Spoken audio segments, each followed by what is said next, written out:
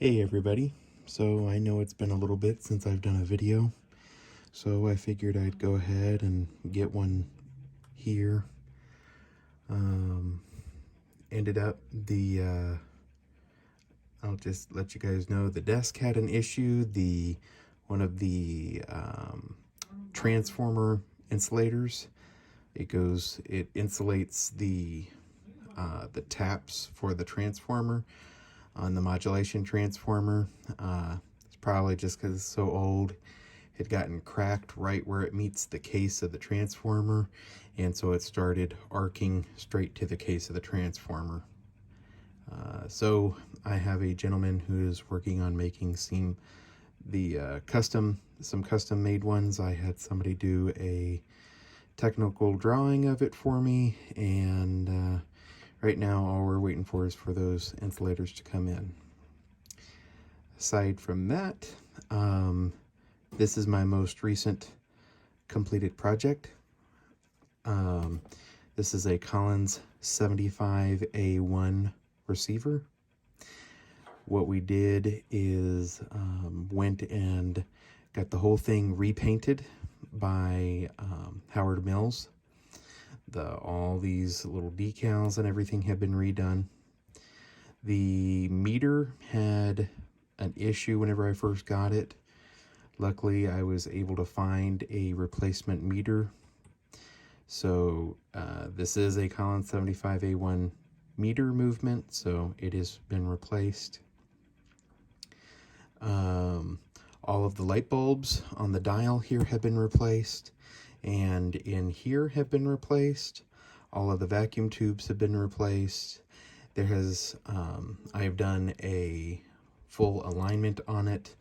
These chrome pieces here have both been re-chromed, and all of this, all the little what are those called, screws and washers have been done. If you look up there, we also got the speaker. The speaker has been fully refurbished as well. Went through this has been fully recapped, the whole 9 yards. There were a couple of other little things that I had to replace in it.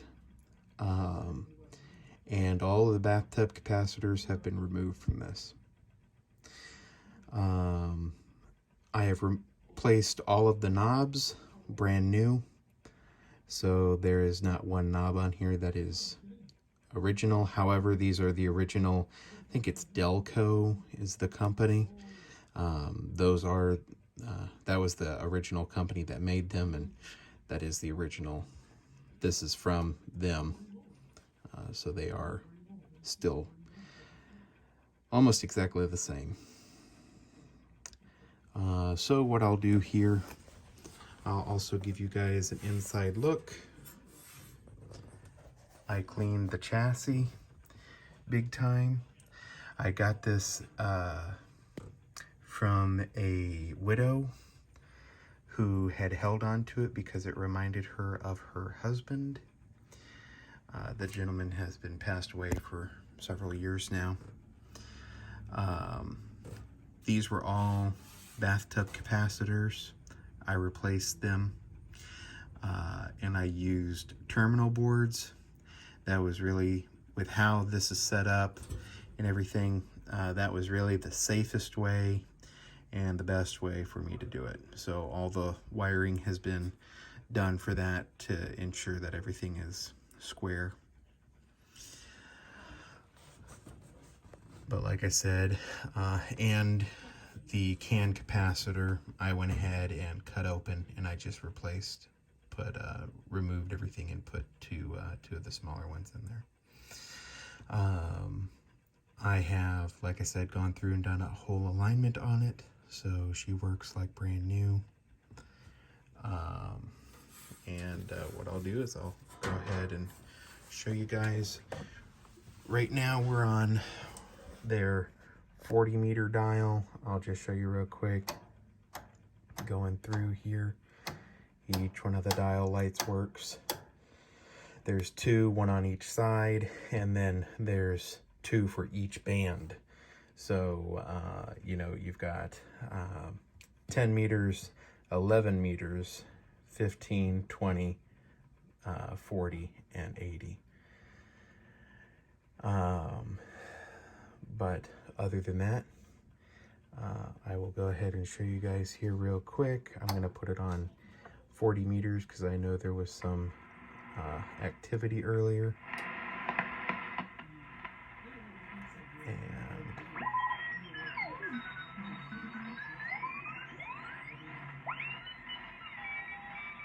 it's very, very quiet.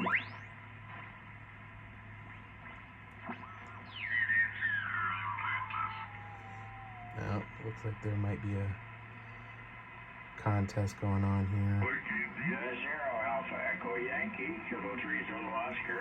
So of course this was made, I do have the original manual for it. The original manual is here. It's not in the best of shape, but I do have it. I have already went through and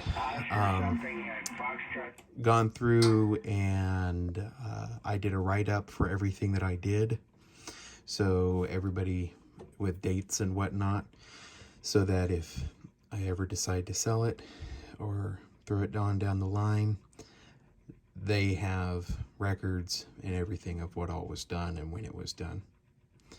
But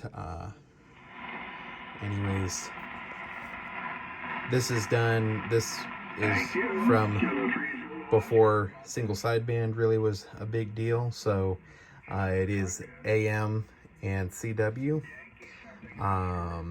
The S meter only works in AVC in AM mode, and of course for single sideband, in order to be able to receive it, you have to be NCW. But I will see if anybody, yep. Actually talked to Florida, a couple guys in Florida on 6-meter AM using that rig. So that's a fun radio. I want to get that back off the shelf and put it in, put it over actually where my That's around 7.290. Put the Apache away for a while and use that Ranger 2 again, because it's just such a nice little small rig, and then like I said, I can drop the power down in it and run the amplifier, and if I need it or don't need it, then I can just use the 40 watts or whatever it puts out on its own. So it's a nice little radio. Turn the limiter on. No real need for that by any means. But anyways, just like I said, wanted to go ahead and do a video here because I know it has been a little bit, but this is, like I said, my most recent project that I finished. Aside from this, the one I am currently working on here is a Johnson 6-in-2 Thunderbolt, which was the amplifier that they had for their 6-in-2 line. If you're not aware, that's about there were only like 260 something or something made of those. So whenever I got it, the gentleman who I bought it from had told me that at some point before he had gotten it, which was like 25 something years ago, somebody had blown the band switch on it. And this thing is very touchy with almost anything. It is very difficult to be able to replace that band switch because of course it was a specially made switch. That amplifier puts out about a 650 watt carrier. So, it's going to be something a little bit more difficult to mess with. I have already replaced all the vacuum tubes in it, and currently I am just trying to figure out what I can do to get the band switch. I do not want to hardwire it for one thing or the other. I would like to be able to use it on both bands without having to do a huge rigmarole. So if anybody has any ideas for that, I would greatly appreciate it. Anyways, hope you guys enjoy. Please don't forget to like, comment, and subscribe. And see you guys later.